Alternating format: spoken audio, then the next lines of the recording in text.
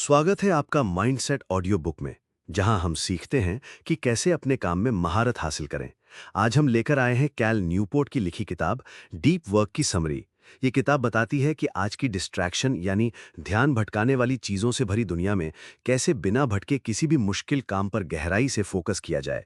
ये एक ऐसी स्किल है जो आपको आपके फील्ड में भीड़ से अलग और सबसे आगे ले जा सकती है। अगर आप जानना चाहते हैं कि कम समय में ज़्यादा और बेहतर काम कैसे करें और अपनी प्रोडक्टिविटी को सुपर चार्ज कैसे करें, तो ये समरी आपके लिए है। इस समरी को सुनकर आप जानेंगे कि कैसे आजकल प्रोफेशनल्स क्वालिटी से ज़्यादा क्वांटिटी पर ध्यान दे रहे हैं। ये मानसिकता आज के युवा प्रोफेशनल्स को कठपुतलियों की तरह बना रही है, जो एक साथ कई ईमेल्स और प्रोजेक्ट्स निपटाने के चक्कर में मल्टीटास्किंग के जाल में फंस जाते हैं। इस वजह से उनके काम से वो क्वालिटी गायब हो जाती है जिसे लेखक डीप वर्क कहते हैं। डीप वर्क का सीधा मतलब है बिना किसी भटकाव यानी डिस्ट्रैक्शन के पूरे फोकस के साथ किसी एक काम को करना। इस किताब के लेखक कैल न्यूपोर्ट, जो एमआईटी से पढ़े हैं, ये दावा करते हैं कि कॉर्पोरेट रेस से खुद को बचाने का सबसे अच्छा तरीका है कुछ समय के लिए टेक्नोलॉजी और सोशल मीडिया से ब्रेक लेना। ये ब्रेक आपको क्वालिटी टाइम देता है जिसमें आप खुद का मूल्यांकन यानी सेल्फ एग्जामिनेशन कर सकते हैं, अपनी कमियों को पहचान सकते हैं और सुधार पर गौर कर सकते हैं। डीप वर्क इसलिए ज़रूरी है क्योंकि ये आपको कम से कम समय में बड़ी सफलता दिला सकता है। Part 1, the idea. Chapter 1, deep work इतना मूल्यवान क्यों है। अगर आप समाज में एक महत्वपूर्ण स्थान बनाना चाहते हैं, तो आप में ये दो काबिलियत होनी ही चाहिए। एक, मुश्किल चीज़ों को तेज़ी से सीखने की क्षमता। दो, किसी भी ज़रूरी काम को बेहतरीन क्वालिटी और स्पीड के साथ पूरा करने की क्षमता। हाई क्वालिटी वर्क को मापने के लिए लेखक एक समीकरण यानी इक्वेशन देते हैं। हाई क्वालिटी वर्क बराबर है लगाया गया समय इनटू फोकस की गहराई। यानी बेहतरीन काम करने के लिए या तो उस पर ज्यादा समय लगाएं या फिर अपने फोकस को गहरा करें। अच्छे स्कूलों के टॉपर स्टूडेंट्स इस समीकरण को बखूबी समझते हैं और इसीलिए वो अपना फोकस बढ़ाकर कम समय में ही क्वालिटी रिजल्ट देते हैं। लेकिन किसी भी काम पर गहराई से फोकस करने के लिए मल्टीटास्किंग से बचना जरूरी है, जबकि मल्टीटास्किंग हमारी रोजमर्रा की जिंदगी का हिस्सा बन चुकी है। रिसर्चर सोफी लिरॉय ने साबित किया है कि अटेंशन रेजिड्यू नाम की भी एक चीज होती है। इसका मतलब है जब आप एक काम यानी टास्क ए को अधूरा छोड़कर दूसरे काम टास्क बी पर जाते हैं, तो आपका दिमाग असल में तब भी टास्क ए के बारे में ही सोच रहा होता है। ये रेजिड्यू जितना ज्यादा होगा, टास्क बी पर आपका प्रदर्शन उतना ही खराब होगा। जब आप इस समरी में दी गई डीप वर्क की तकनीक सीखेंगे और उन्हें अपनी जिंदगी में अपनाएंगे, तब आप कम समय में भी उच्चतम क्वालिटी का काम कर पाएंगे। चैप्टर 2, डीप वर्क इतना दुर्लभ यानी रेयर क्यों है। लेखक टॉम कॉहरन ने जब हिसाब लगाया, तो पाया कि उनका 1.5 घंटा रोजाना सिर्फ ईमेल्स पढ़ने और जवाब देने में चला जाता है। उन्होंने सोचा कि इसका कंपनी और एक कर्मचारी के योगदान पर क्या असर पड़ता है। जब उन्होंने सेंट ईमेल्स, टाइपिंग स्पीड और रीडिंग स्पीड और कर्मचारियों की सैलरी का विश्लेषण किया, तो पाया कि हर एक ईमेल को पढ़ने और प्रोसेस करने की लागत लगभग 95 सेंट्स थी। आजकल फेसबुक जैसी कई कंपनियां द हॉल का कॉन्सेप्ट अपना रही हैं, जिसमें एक बड़ा सा ओपन ऑफिस होता है और किसी को अलग केबिन नहीं दिया जाता। इसका मकसद कर्मचारियों के बीच आइडिया शेयरिंग और इंटरैक्शन को बढ़ावा देना है, लेकिन ये उन्हें भटकाता भी है और उनके डीप वर्क जोन में जाने से रोकता है। अक्सर लोग बिजी यानी व्यस्त होने को प्रोडक्टिव होने से कंफ्यूज कर देते हैं। अपनी जॉब में प्रोडक्टिव होने का कोई साफ रास्ता न दिखने पर कई कर्मचारी वही गलती करते हैं जो प्रोडक्टिविटी दिखाने का सबसे आसान तरीका लगता है, यानी एक साथ बहुत सारे काम करना। वो अपने सामने जो भी काम दिखता है उसे करने लगते हैं ताकि वो व्यस्त दिखें। इसी वजह से डीप वर्क आज के समय में दुर्लभ होता जा रहा है। पर यह आपके लिए एक अच्छी खबर है, क्योंकि जो इंसान डीप वर्क करना सीख लेता है, वो किसी से भी मुकाबला कर सकता है और अपने सहकर्मियों को आसानी से पीछे छोड़ सकता है। चैप्टर 3, डीप वर्क जीवन को अर्थपूर्ण बनाता है। मिलिए रिक फ्यूअरर से, जो एक लोहार ब्लैकस्मिथ हैं। वो प्राचीन और मध्ययुगीन धातु शिल्प के विशेषज्ञ हैं। वो अपने हाथों से बड़ी बारीकी और मेहनत से इस कला को अपनी कार्यशाला में जीवंत करते हैं। अगर उन्हें एक तलवार बनानी हो, तो इस प्रक्रिया में पूरे 8 घंटे लगते हैं। इस दौरान हथौड़े की हर एक चोट ब्लेड के एक निश्चित हिस्से पर ही पड़नी चाहिए। इस तरह के काम में अत्यधिक एकाग्रता की जरूरत होती है, जहां भटकाव की कोई गुंजाइश नहीं है। इसलिए आपको ये जानकर हैरानी नहीं होनी चाहिए कि इस व्यक्ति का कोई फेसबुक अकाउंट नहीं है। आप किसी चीज पर अपना ध्यान केंद्रित करने की जो क्षमता रखते हैं, वो आपके जीवन की गुणवत्ता पर बहुत गहरा प्रभाव डालती है और आपके अनुभव के स्तर को भी बढ़ाती है। मनोवैज्ञानिक लॉरा कार्स्टेंशन अपने मरीजों की दिमागी गतिविधि जांचने के लिए एमआरआई स्कैनर का इस्तेमाल करती हैं। वो जानना चाहती थीं कि दिमाग का एक हिस्सा, जिसे एमिगडाला कहते हैं, सकारात्मक और नकारात्मक तस्वीरों पर भावनात्मक रूप से कैसे प्रतिक्रिया करता है। उन्होंने पाया कि युवा मरीज दोनों तरह की तस्वीरों से प्रभावित होते हैं, जबकि अधिक उम्र वाले मरीज सिर्फ सकारात्मक तस्वीरों से ही प्रभावित हुए। लेकिन इसका ये मतलब नहीं कि बुजुर्ग लोग ज्यादा सुखी थे, बल्कि समय के साथ उनका दिमाग इस तरह से विकसित हो गया था कि वो नकारात्मकता को नजरअंदाज करके सकारात्मक चीजों की सराहना करने के लिए प्रेरित करता था। अपने ध्यान को इस तरह प्रबंधित करके इन लोगों ने बाहरी दुनिया को बदले बिना अपने लिए एक बेहतर मानसिक दुनिया बना ली थी। ये बात भी साबित हुई है कि छोटी छोटी चीजों जिन पर आपका ध्यान बढ़ जाता है, जैसे बार बार ईमेल चेक करना, किसी पुराने दोस्त से अचानक बात करना या ऑफिस की राजनीति पर चर्चा करना, ये सब मिलकर आपके दिमाग में एक ऐसी तस्वीर बना देती हैं जिससे आपको महसूस होता है कि आपकी जिंदगी कितनी तनावपूर्ण, निराशाजनक और बोझिल है। इसलिए अपने लक्ष्य को हमेशा सावधानी से चुनें और फिर उस पर अपना पूरा ध्यान केंद्रित कर दें। संक्षेप में, आपको एक फोकस जीवन जीने का प्रयास करना चाहिए, क्योंकि वही सर्वश्रेष्ठ है। मिहाई चिकित्सनमिहाई, एक प्रसिद्ध मनोवैज्ञानिक ने अपने एक्सपीरियंस सैंपलिंग मेथड से ये साबित किया है कि हमारे जीवन के सबसे बेहतरीन पल तब आते हैं जब किसी व्यक्ति का मन और शरीर किसी मुश्किल और मूल्यवान लक्ष्य को हासिल करने के लिए अपनी पूरी क्षमता से केंद्रित हो जाता है।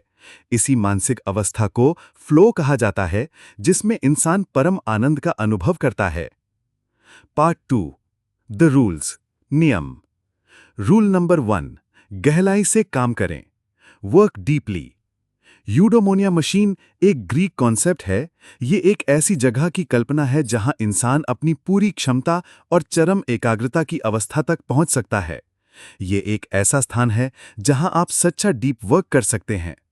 कल्पना कीजिए कि ये एक 5 कमरों वाली इमारत है जो एक दूसरे से जुड़े हुए हैं। 5वें कमरे तक पहुंचने के लिए आपको पहले 4 कमरों से गुजरना ही होगा। आप किसी भी स्टेज को छोड़ नहीं सकते। पहला कमरा। यहां आपको हल्का तनाव महसूस कराया जाता है, ये याद दिलाकर कि आप जो काम करने वाले हैं वो कितना महत्वपूर्ण है। दूसरा कमरा। यहां आपके अंदर काम से जुड़ी जिज्ञासा जगाई जाती है ताकि आप उसके विभिन्न पहलुओं के बारे में सोचने लग जाएं। तीसरा कमरा।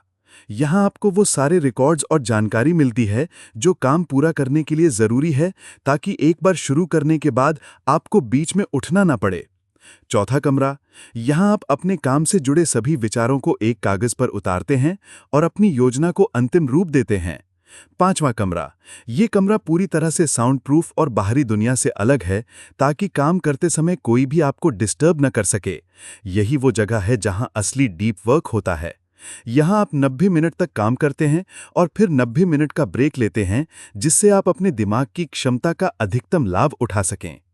बदकिस्मती से ये कल्पना हमारी आज की हकीकत से कोसों दूर है। हम खुद को ओपन स्पेस ऑफिस में पाते हैं, जहां इनबॉक्स के मैसेज और ईमेल को नज़रअंदाज नहीं किया जा सकता और जहां मीटिंग्स का सिलसिला कभी खत्म नहीं होता। ये एक ऐसा माहौल है जहां सहकर्मी आपसे बेहतरीन काम की उम्मीद करने के बजाय ईमेल का तुरंत उत्तर चाहते हैं। इस किताब के अनुसार ऐसे माहौल में आप एक तरह से उथला काम करने के लिए मजबूर हो जाते हैं। लेकिन अगर आप कुछ नियमों का पालन करें तो आप अपने काम में वही प्रभाव पैदा कर सकते हैं मानो आप किसी यूडोमोनिया मशीन के अंदर हों। डीप वर्क की आदत विकसित करने का रहस्य सिर्फ अच्छी नीयत रखने से कहीं आगे की बात है। इसका रहस्य उन दिनचर्याओं और आदतों को अपनाने में है जो आपकी इच्छा शक्ति का कम से कम इस्तेमाल करके आपको एक ऐसी मानसिक अवस्था में ले जाएं जहां आपकी एकाग्रता भंग ना हो। क्योंकि इच्छा शक्ति एक मोबाइल की बैटरी की तरह है जो इस्तेमाल के साथ घटती जाती है। यहाँ हम आपको ऐसी 4 रणनीतियाँ यानी कि स्ट्रैटेजीज बता रहे हैं जो आपके दिमाग को डीप वर्क की अवस्था में ले जा सकती हैं। पहली रणनीति, सन्यासी दृष्टिकोण, द मोनास्टिक अप्रोच। ये रणनीति जीवन के हर भटकाव से खुद को पूरी तरह अलग कर लेने के सिद्धांत पर आधारित है। इस दृष्टिकोण में आप एक सन्यासी यानी मंक की तरह बन जाते हैं, जो खुद को हर उस चीज से दूर रखता है जो ध्यान भटका सकती है। कल्पना कीजिए कि आप किसी बड़ी परीक्षा की तैयारी कर रहे हैं और आपका परिवार के अलावा किसी से कोई संपर्क नहीं है। कंप्यूटर साइंस के दिग्गज डोनाल्ड नुथ इसका एक बेहतरीन उदाहरण है। वे अपने कई इनोवेशन, खासकर एल्गोरिथम के प्रदर्शन का विश्लेषण करने जैसे मुश्किल काम के लिए प्रसिद्ध हैं। जब आप स्टैनफोर्ड में उनकी वेबसाइट देखेंगे तो आपको उनका कोई ईमेल एड्रेस नहीं मिलेगा। हाँ, एक नोट जरूर मिलेगा जिसमें लिखा है, 1 जनवरी 1990 से मैं बहुत खुश हूं क्योंकि उस दिन के बाद से मेरा कोई ईमेल एड्रेस नहीं है। मैंने 1975 तक ईमेल का इस्तेमाल किया था और मुझे लगता है कि किसी की जिंदगी में 15 साल ईमेल इस्तेमाल करने के लिए बहुत होते हैं। ईमेल उन लोगों के लिए बड़े काम की चीज़ है जिनका काम दुनिया में सबसे ऊपर यानी ऑन टॉप ऑफ थिंग्स रहना है, लेकिन मेरे लिए नहीं। मेरा काम चीज़ों की सतह पर नहीं बल्कि उनकी गहराई यानी बॉटम ऑफ थिंग्स में उतरना है। ईमेल का इस्तेमाल ना करके मुझे अटूट एकाग्रता और अध्ययन के लिए बहुत सारा समय मिलता है। बेशक उन्होंने खुद को दुनिया से पूरी तरह काटा नहीं था। उन्होंने अपना पोस्टल एड्रेस दिया हुआ था। उनका सहायक चिट्ठियों को छांटता था और केवल महत्वपूर्ण चिट्ठियों का ही वे जवाब देते थे। सन्यासी दृष्टिकोण का पालन करने वाले लोगों का एक स्पष्ट और उच्च मूल्य वाला व्यावसायिक लक्ष्य होता है और वे पूरी ऊर्जा उसी में लगा देते हैं। उनकी सफलता का सारा श्रेय किसी एक चीज को असाधारण ढंग से करने की इसी क्षमता को जाता है। दूसरी रणनीति, द्विआयामी दृष्टिकोण। ये रणनीति उन लोगों के लिए है जो खुद को पूरी तरह से दुनिया से अलग नहीं रख सकते। महान मनोवैज्ञानिक और विचारक कार्ल युंग ने यही रणनीति अपनाई थी। वे सुबह के कुछ घंटे अपने कमरे में बंद होकर लिखते थे, फिर जंगल में टहलते हुए उस पर गहराई से विचार करते थे। इसके बाद उन्हें अपने लेक्चर अटेंड करने और पैसे कमाने के लिए अपने क्लिनिक पर भी जाना होता था। इस फिलॉसफी के अनुसार आपको अपने समय को 2 हिस्सों में बांटना है। एक हिस्सा कुछ घंटे या कुछ दिन सिर्फ उन कामों के लिए आरक्षित रखें जो आपके लिए सबसे ज्यादा महत्वपूर्ण है और बाकी का समय दूसरे कामों को दें। अपने डीप टाइम के दौरान एक बाई मॉडल वर्कर पूरी तरह सन्यासी बन जाता है। वो अपना सेलफोन बंद कर देता है और हर भटकाव से दूर हो जाता है। ठीक वैसे ही जैसे आप 2 घंटे के लिए अपने कमरे में पढ़ने चले जाएं और आपका फोन भी बंद हो और फिर कमरे से बाहर आकर आप 1 घंटे के लिए सामान्य जीवन जिएं। ये दृष्टिकोण इस बात में विश्वास करता है कि डीप वर्क से असाधारण उत्पादकता हासिल की जा सकती है, लेकिन तभी जब काम करने वाला व्यक्ति उसे अधिकतम एकाग्रता के साथ करे। ये वो अवस्था है जहां असली सफलता मिलती है। तीसरी रणनीति, लयबद्ध दृष्टिकोण। इसे कुछ लोग द चेन मेथड भी कहते हैं। इस मेथड को लागू करने के लिए हर दिन डीप वर्क करने के लिए एक निश्चित समय चुनें, जैसे सुबह 6 से 7 बजे तक। हर रोज जब भी आप अपना वो काम खत्म कर दें तो कैलेंडर पर एक बड़ा एक्स का निशान लगा दें। ये तब तक करते रहें जब तक कि आप इन एक्स की एक लंबी चेन बनती हुई ना देख लें। बस एक ही नियम है, ये चेन टूटनी नहीं चाहिए। ये विजुअल चेन आपको हर दिन काम करने के लिए प्रेरित करेगी। चौथी रणनीति, पत्रकार दृष्टिकोण। जब आपका पूरा दिन बहुत व्यस्त हो तो आप इस दृष्टिकोण को अपना सकते हैं। इसमें आप एक पत्रकार की तरह काम करते हैं। जैसे ही आपको कोई खाली समय मिले, भले वो सिर्फ आधा घंटा ही क्यों ना हो, आप तुरंत डीप वर्क मोड में चले जाएं। इसका मतलब है कि अगर आपको पता है कि आप शाम 5 से 5:30 तक फ्री रहने वाले हैं, तो आप तुरंत अपना मोबाइल स्विच ऑफ करें और किसी एकांत जगह पर बैठकर अपने सबसे ज़रूरी काम को पूरा करने में लग जाएं। इस रणनीति के लिए मानसिक रूप से हमेशा तैयार रहना पड़ता है ताकि जैसे ही मौका मिले आप उसका फायदा उठा सकें। रिचुअल्स यानी एक्शंस कैसे लें। अपनी महान किताब on the origin of species को लिखने के दौरान चार्ल्स डार्विन की दिनचर्या बेहद अनुशासित थी, जैसा कि उनके बेटे फ्रांसिस ने बाद में बताया। चार्ल्स डार्विन सुबह 7 बजे उठते और एक छोटी सैर पर जाते, फिर अकेले बैठकर नाश्ता करते। ठीक 8 बजे से 9:30 बजे के बीच में वो अपनी स्टडी में चले जाते। अगले 1 घंटे तक वे एक दिन पहले आए पत्रों को देखते, जिसके बाद वे 10:30 से दोपहर तक फिर से अध्ययन करते थे। इस सेशन के बाद वे अपने ग्रीन हाउस से होते हुए अपनी पूरी प्रॉपर्टी का एक लंबा चक्कर लगाते थे। इस दौरान वे उन विचारों पर गहराई से मनन करते थे जो उन्हें चुनौतीपूर्ण लगते थे। जब तक वे अपनी सोच से पूरी तरह संतुष्ट नहीं हो जाते, उनकी ये सैर चलती रहती थी और इसी के बाद वे अपने आज के दिन का काम समाप्त घोषित करते थे। बेशक हम ये नहीं कह रहे कि आप भी हूबहू यही करें, लेकिन अपनी दिनचर्या बनाने के लिए आपको कुछ चीज़ों पर विचार ज़रूर करना चाहिए। पहला, आप कहाँ और कितनी देर काम करेंगे, इस बारे में पहले से सोच कर रखें। आपको एक ऐसी जगह चुननी होगी जहां आप बिना किसी भटकाव के डीप वर्क कर सकें और अपने प्रयास को दिशा दे सकें। दूसरा, एक बार शुरू करने के बाद आप काम कैसे करेंगे इस बारे में भी पहले से तय कर लें। इसके लिए आपको नियम और प्रक्रियाएं बनानी होंगी ताकि आपके प्रयास को एक ढांचा मिल सके, जैसे इंटरनेट बंद करना, फोन साइलेंट करना आदि। ये इसलिए ज़रूरी है ताकि डीप वर्क के दौरान आपका समय बर्बाद ना हो और ये सब सोचने में आपकी इच्छा शक्ति यानी कि विल पावर की बैटरी खत्म ना हो। तीसरा, आप अपने काम को सपोर्ट कैसे करेंगे। आपको ये सुनिश्चित करना होगा कि आपके मस्तिष्क को गहरी एकाग्रता तक जाने के लिए ज़रूरी सपोर्ट मिले।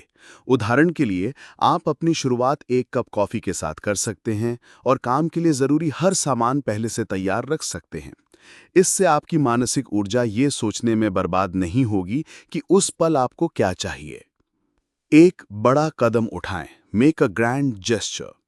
जेके रोलिंग अपनी हैरी पॉटर सीरीज की आखिरी किताब घर पर खत्म नहीं कर पा रही थीं। कुत्तों के भौंकने, बच्चों के शोर और यहाँ तक कि खिड़की साफ करने वालों की वजह से भी उनकी गहरी एकाग्रता भंग हो रही थी। तब उन्होंने एक बड़ा कदम उठाया। वो सीधे एक महंगे होटल में रहने चली गईं। ऐसा करके उन्होंने एक ऐसा माहौल बनाया जहां वो शांति से डीप वर्क कर सकती थीं। जब आप अपने डीप वर्क के लिए इस तरह का निवेश करते हैं तो इसका फायदा आपको जरूर मिलता है। ये आपको उस काम को गंभीरता से लेने और टाल मटोल से बचने के लिए मनोवैज्ञानिक रूप से मजबूर करता है। क्या आपको अकेले काम करना चाहिए? ये सच है कि सहयोग से नए विचार और इनोवेशन जन्म लेते हैं। हालांकि आपको ये सुनिश्चित करना होगा कि इसकी वजह से आपकी एकाग्रता भंग ना हो। बेशक दूसरों से प्रेरणा ले, लेकिन गहराई से सोचने के लिए एकांत में ही रहें। हाँ, अगर आपका सहयोगी भी आपकी ही तरह डीप वर्क के महत्व को समझता है तो बात दूसरी है। तब साथ मिलकर काम करने से सफलता मिलना लगभग तय है। एक बॉस की तरह एग्जीक्यूट करें। इंटेल जैसी बड़ी कंपनियों ने रिसर्च पर आधारित एक वर्किंग स्ट्रेटजी अपनाई है जिसे एग्जीक्यूशन के 4 अनुशासन, द 4 डिसिप्लिन्स ऑफ एग्जीक्यूशन कहा जाता है। इसका मूल सिद्धांत है, सिर्फ ये जानना काफी नहीं है कि क्या करना है, बल्कि ये जानना ज्यादा जरूरी है कि उसे कैसे करना है। यही सिद्धांत डीप वर्क पर भी लागू होते हैं। अनुशासन नंबर 1, सबसे जरूरी लक्ष्य पर फोकस करें।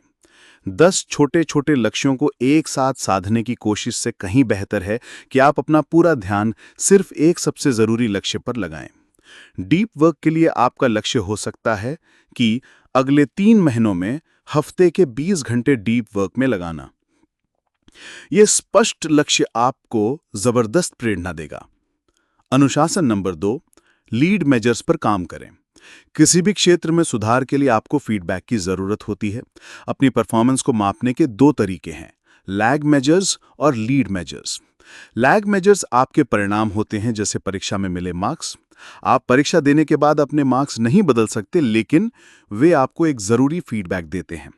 लीड मेजर्स वे एक्शन होते हैं जो आपके परिणाम को प्रभावित करते हैं। जैसे परीक्षा के परिणाम यानी कि लैग मेजर के आधार पर अगर आप अपने कमजोर विषय को रोज 1 घंटा यानी कि लीड मेजर देते हैं तो इससे आपकी भविष्य की परफॉर्मेंस में निश्चित रूप से सुधार होगा। डीप वर्क के लिए आपका लैग मेजर हो सकता है कि एक किताब पूरी लिखना, जबकि आपका लीड मेजर होगा हर दिन डीप वर्क में बिताए गए घंटे। आप घंटों को नियंत्रित कर सकते हैं जो अंततः किताब को पूरा करवाएगा। अनुशासन नंबर 3, एक आकर्षक स्कोरबोर्ड रखें। प्रतिस्पर्धी बने रहने और सफलता पाने के लिए अपनी प्रगति का रिकॉर्ड रखें। एक सामान्य सा स्कोरबोर्ड बनाएं जहां आप हर हफ्ते डीप वर्क में बिताए गए घंटों को दर्ज कर सकें। जब आप अपनी जीत को अपनी आंखों के सामने दर्ज होता हुआ देखते हैं तो आपका मोटिवेशन और भी बढ़ जाता है। अनुशासन नंबर 4, जवाबदेही की आदत डालें। खुद को प्रेरित बनाए रखने के लिए हर हफ्ते नियमित रूप से अपना स्कोरबोर्ड चेक करें और समीक्षा करें कि क्या काम कर रहा है और क्या नहीं। इसे अपनी आदत बना लें। ये छोटी सी समीक्षा आपको अपने लक्ष्य के प्रति जवाबदेह बनाए रखेगी। बहुत अच्छे, ये स्क्रिप्ट का अंतिम भाग है। मैंने इसे भी आपके निर्देश के अनुसार पूरी तरह से सुधार दिया है ताकि ये सुनने में स्पष्ट, प्रेरक और प्रभावशाली लगे। जो कि ये समरी का अंत है, इसलिए मैंने आखिर में एक समापन पैराग्राफ भी जोड़ा है ताकि श्रोताओं को एक संतोषजनक अंत मिले। आलस्य का विज्ञान। आराम करना क्यों जरूरी है? हमेशा खुद को ये मौका दें कि आप कुछ देर के लिए सब कुछ बंद कर दें। यह आलस्य नहीं, बल्कि बेहतर आउटपुट देने की एक स्ट्रैटेजी है जिसका सीधा मतलब है सही तरीके से आराम करना। कारण नंबर 1, आराम करने से आपकी परफॉर्मेंस सुधरती है। जब आप आराम की अवस्था में होते हैं तो आपका अवचेतन मन सुलझाता है। ये चेतन मन की अपेक्षा ज्यादा शक्तिशाली होता है, जिससे आपकी समस्या समाधान और निर्णय लेने की क्षमता में सुधार होता है। कारण नंबर 2, ये आपको ऊर्जा रिचार्ज करने में मदद करता है ताकि आप गहराई से काम कर सकें। डीप वर्क एक मैराथन की तरह है, स्प्रिंट की तरह नहीं। आपको अपनी ऊर्जा को बचाकर और रिचार्ज करके ही इसे लंबे समय तक कर सकते हैं। कारण नंबर 3, ये आपको दिन के सबसे प्रोडक्टिव घंटों का सही इस्तेमाल करने देता है। अगर आप दिन भर बिना रुके काम करते रहेंगे तो शाम तक आपकी मानसिक ऊर्जा पूरी तरह खत्म हो जाएगी और आप दिन के अंत में डीप वर्क नहीं कर पाएंगे। इसलिए दिन के बीच में रेस्ट लेना बहुत जरूरी है। हाँ, अगर आपने दिन भर सिर्फ उथले कामों में ही अपनी ऊर्जा बिखेरी है तो शायद आपको ये थकान महसूस न हो। रूल नंबर 2, बोरियत को गले लगाएं। एक यहूदी व्यक्ति हर सुबह उठकर अपना धार्मिक ग्रंथ पढ़ता था। बार बार एक ही किताब को इस तरह पढ़ने से उसका दिमाग ऐसा प्रशिक्षित हो गया था कि वो हर रोज पूरी एकाग्रता के साथ उस किताब को पढ़ सकता था। एकाग्रता इसी तरह अभ्यास से हासिल की जाती है। ये क्षमता हम सब में है, बस हम प्रयास नहीं करना चाहते। लेकिन हमेशा ये याद रखें, आपको अपने फोकस से ब्रेक लेने की योजना बनानी है, न कि अपने ब्रेक के बीच में फोकस करने की। ये बात सुनने में थोड़ी अजीब लग सकती है, लेकिन इसका मतलब है कि आपका डिफ़ॉल्ट मोड फोकस होना चाहिए, भटकाव नहीं। हम आसानी से विचलित हो जाते हैं क्योंकि हमारा दिमाग बोरियत से बचने के लिए हमेशा कुछ नया ढूंढता है। पॉइंट नंबर 1, अगर आपके काम में इंटरनेट का बहुत ज़्यादा इस्तेमाल होता है तो भी ये रणनीति आपके काम आ सकती है। पहले से तय करें कि आप इंटरनेट कब और कितनी देर इस्तेमाल करेंगे। पॉइंट नंबर 2, आप अपने इंटरनेट के लिए समय कैसे भी तय करें, लेकिन यह ज़रूरी है कि आप सख्ती से कुछ समय ऐसा भी निकालें जिसमें इंटरनेट का बिल्कुल इस्तेमाल ना हो। पॉइंट नंबर 3, अपने घर और ऑफिस में ये नियम बना लें कि आप इंटरनेट का इस्तेमाल सिर्फ एक निश्चित समय पर ही करेंगे। इससे आपकी एकाग्रता की क्षमता में आश्चर्यजनक सुधार होगा। रूल नंबर 4, उथले कामों को खत्म करें। 37 सिग्नल्स नाम की एक सॉफ्टवेयर कंपनी ने अपने काम के दिन 5 से घटाकर 4 कर दिए और फिर भी उनके प्रोडक्शन में कोई कमी नहीं आई। कुछ लोग तर्क देंगे कि भला ऐसा कैसे हो सकता है।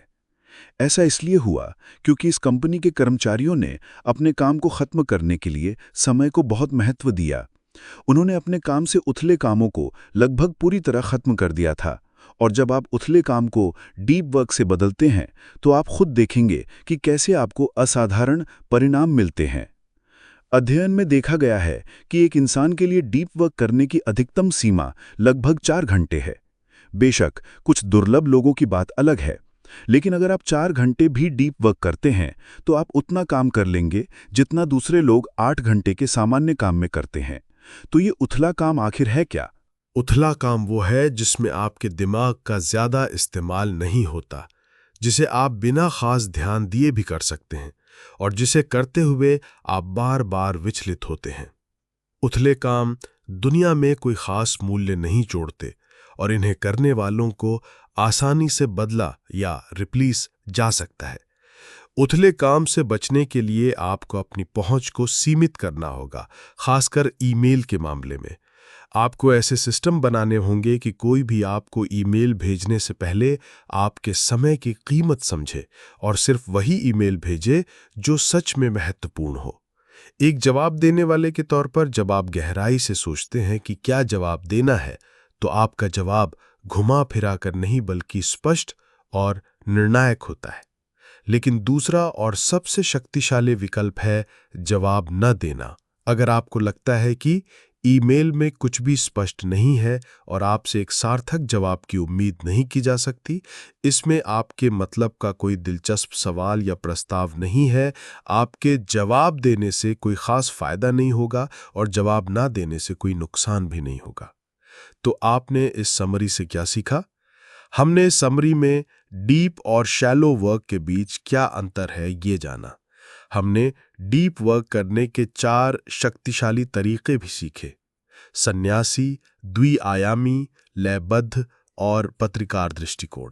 और सबसे ज़रूरी बात जो हमने सीखी वो ये है कि हम सोशल मीडिया और इंटरनेट के भटकाव से कैसे बच सकते हैं।